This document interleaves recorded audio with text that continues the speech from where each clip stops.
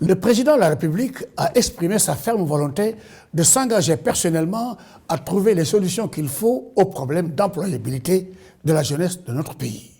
Il a aussi fermement instruit le gouvernement dans ce sens.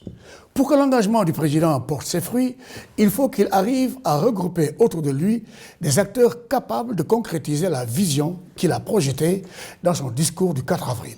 Ces acteurs ne doivent pas être choisis à la légère, car notre pays compte les compétences qu'il faut. On doit se le tenir pour dire, ce ne sont pas seulement les Sénégalais actifs en politique qui peuvent trouver des solutions aux problèmes de notre pays. Compétence politique ne signifie pas forcément compétence technique.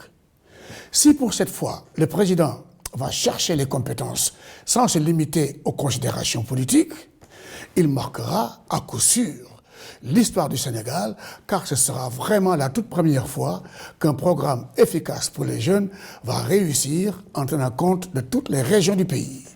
Le chômage touche des millions de jeunes dans le monde et notre pays n'échappe pas et ne peut même pas échapper à ce phénomène. Rappelons-le encore, nous sommes partie intégrante d'un monde global.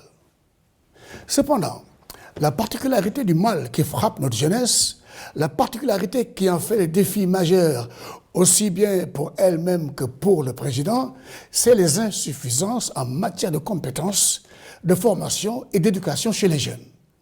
Mais c'est aussi le manque de soutien et d'ouverture à l'esprit d'entreprise des jeunes qui les prive d'une présence dynamique dans les activités économiques du pays. Voilà les deux axes qui doivent d'abord inspirer la mise en pratique des désirs du président.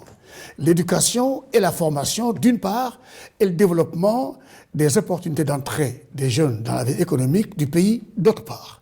Si nous jetons un regard sur la vie de notre jeunesse depuis l'indépendance, nous apercevons que les jeunes ont été de toutes les manifestations, pour ne pas dire de tous les combats.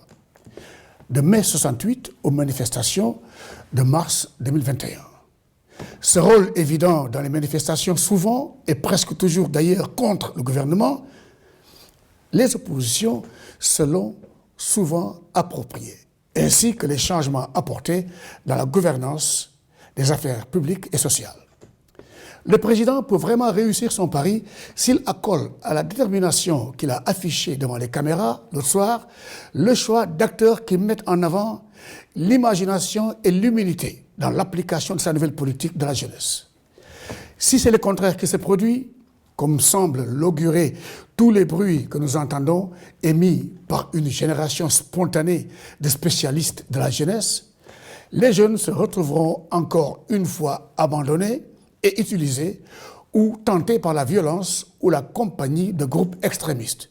Et ce qui rend ce dérapage facile, c'est la rapidité de la communication via les réseaux sociaux. Le seul refuge où ils pourront enfin échanger, se sentir écoutés et compris. Il faudra donc que le président invite les jeunes à la table d'évaluation et de négociation de cette nouvelle politique de la jeunesse, qu'il leur donne la parole, qu'il les écoute et qu'il les accompagne dans la recherche de solutions.